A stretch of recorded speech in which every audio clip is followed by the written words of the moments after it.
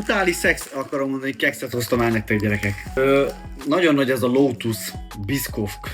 Még mindig nem tudom, hogy kell kiejteni, de mindenhol ez van, brutális, és most vettem 3 új ízt. Vettem egy ilyen csokisat, egy ilyen vaníliásat, és az originál ez a Biscoff krémeset. Szóval nézzük. Ez a Biscoffos, ez a vaníliás, ez meg a csokis. Annyi ilyen kekszet eszek már, hogy lassan fizetni kéne érte nekem. Ezeknek nem. Na de, akkor gyerekek, nézzük akkor a sima Biscoffost.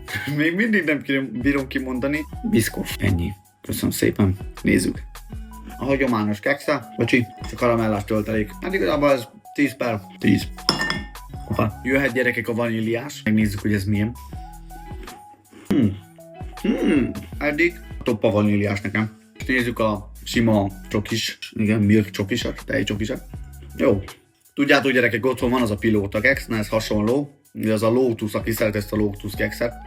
Ez a kekszes, az a ropogós állaga van. Ha a sorrendbe kéne helyeznem, nekem a vaníliás, a Biscoffos, és a tejcsokis így jön sorrendbe. De nagyon jó amúgy. Emelem kalapom, megérte.